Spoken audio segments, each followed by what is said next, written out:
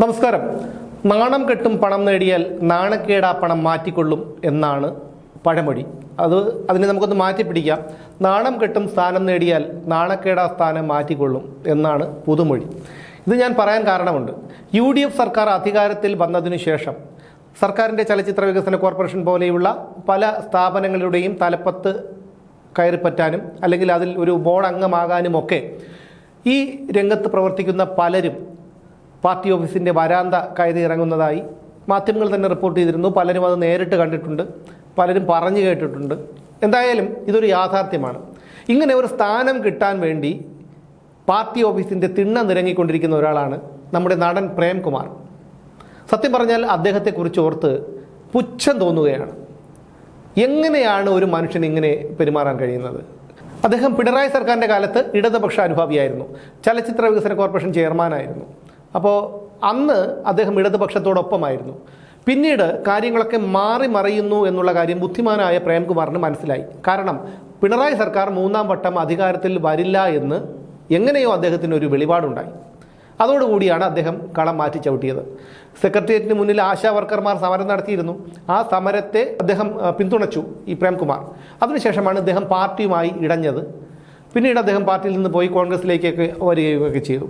ആ പ്രേംകുമാറാണ് ഇപ്പോൾ ഇത്തരത്തിലുള്ള ഒരു സ്ഥാനമാനങ്ങൾക്ക് വേണ്ടി കോൺഗ്രസിൽ കയറി ഇറങ്ങുന്നത്, കോൺഗ്രസിൻ്റെ പല ഓഫീസുകളും കയറി ഇറങ്ങുന്നത്. ആശാ വർക്കർമാരുടെ സമരത്തെ പിന്തുണച്ചതിൻ്റെ പേരിലാണ് LDF സർക്കാർ ചലച്ചിത്ര അക്കാദമി ചെയർമാൻ സ്ഥാനത്ത് നിന്ന് പ്രേംകുമാറിനെ മാറ്റിയതോടെ അദ്ദേഹം കൂടുതലൊന്നും താമസിയാതെ നേരെ കോൺഗ്രസുമായി ഇദ്ദേഹം അടുക്കുകയാണ് ഉണ്ടായത്. അതിനുശേഷം കോൺഗ്രസിൻ്റെ സംസ്കാര സാഹിതിയുടെ വേദിയിൽ ഇദ്ദേഹം പ്രസംഗിച്ചു. പക്ഷേ കോൺഗ്രസ് ആസ്ഥാനത്ത് എത്തിയിരുന്നില്ല. ഇന്നലെയാണ് അദ്ദേഹം ആദ്യമായിട്ട് ഇന്ദിരാഭവനിലേക്ക് എത്തുന്നത്. KPCC ഇൻഡസ്ട്രി സെൽ നടത്തിയ വ്യവസായ സെമിനാറിൽ പങ്കെടുക്കാനാണ് പ്രേംകുമാർ ഇന്ദിരാഭവനിൽ ഇന്നലെ എത്തിയത്.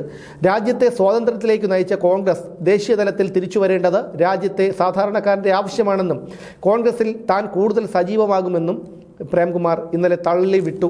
പ്രേംകുമാറിനെ പോലെയുള്ളവരുടെ ഇത്തരം നിലപാട് മാറ്റം കാണുമ്പോഴാണ് ഈ എത്ര വൃത്തികെട്ടവരാണെങ്കിലും രഞ്ജിത്തിനെ പോലെയുള്ളവരോടൊക്കെ ചെറിയ ബഹുമാനം തോന്നുന്നത്. എന്തായാലും രഞ്ജിത്ത് ഇനി കോൺഗ്രസിലേക്ക് വരുമോ എന്നുള്ള കാര്യമൊന്നും എനിക്കറിയില്ല. പക്ഷേ അദ്ദേഹം ചലച്ചിത്ര വികസന അക്കാദമി ചെയർമാനായിരുന്നു.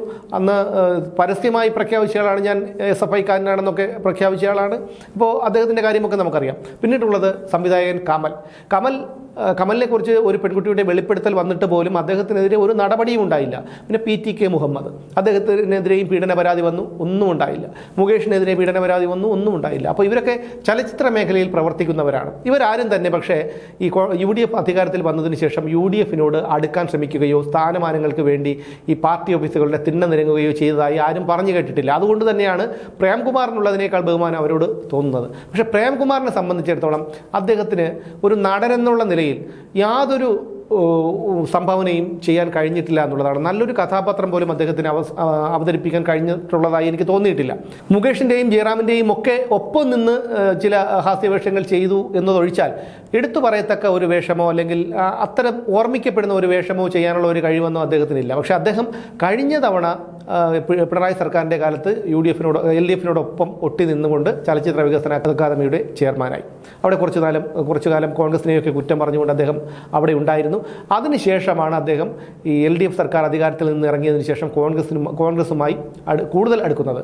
അന്ന് തന്നെ ഈ സ്ഥാനത്ത് നിന്ന് LDF സർക്കാർ പുറത്താക്കിയപ്പോൾ തന്നെ അദ്ദേഹം കോൺഗ്രസുമായി അടുക്കാനുള്ള ഒരു പാലം ഇട്ടിരുന്നു. പക്ഷേ അതിനുശേഷം കൂടുതൽ അടുത്തു.